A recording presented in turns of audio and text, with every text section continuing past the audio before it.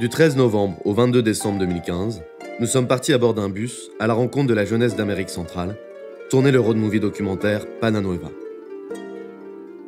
Une équipe composée de 6 Européens et de 3 Latino-Américains a fait étape tous les 5 jours dans des associations travaillant au service de la jeunesse. Nous voulions faire découvrir aux jeunes Européens la vie et les réalités d'une autre jeunesse à l'autre bout de la planète. Lors de notre arrivée à Guatemala City, nous avons été particulièrement marqués par l'implication des jeunes dans la vie politique et leur véhémence face à la corruption.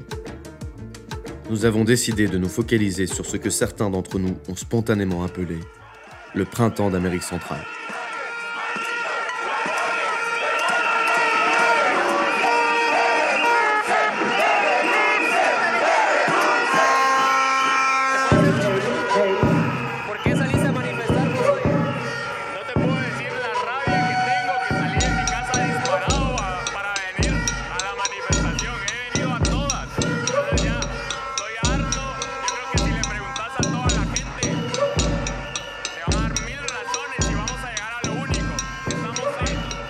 Le Guatemala et le Honduras sont 2 pays limitrophes.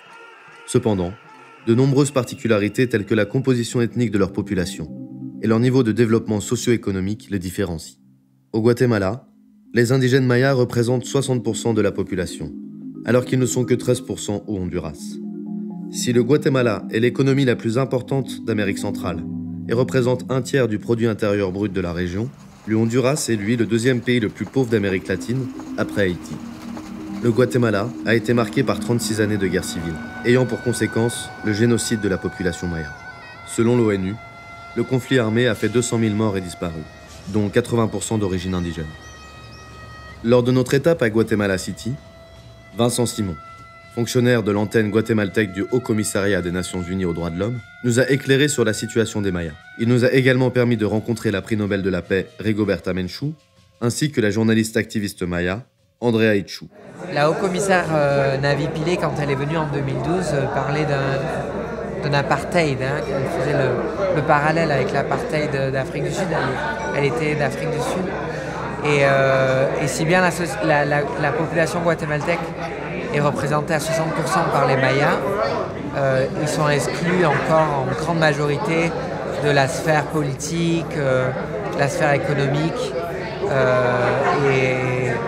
Et c'est la réalité aujourd'hui, au XXIe siècle, des Mayas. Entonces hemos visto este racismo transformarse en Guatemala de la manera más interesante, ¿no? Porque si en algún momento fue la esclavitud, ¿no? El esclavismo y el sistema feudal, luego se transforma en una república donde se supone empezó a tomarse en cuenta algunas formas de vida, luego pasan las democracias representativas, el sistema electoral que tenemos ahora, donde solo ha cambiado de nombre, pero vemos que el mismo sistema se reproduce, ¿no? El que reproduce la desigualdad, la inequidad, que utiliza como un fundamento el racismo y la exclusión. Entonces, como en general todo este sistema patriarcal ha construido el país que tenemos.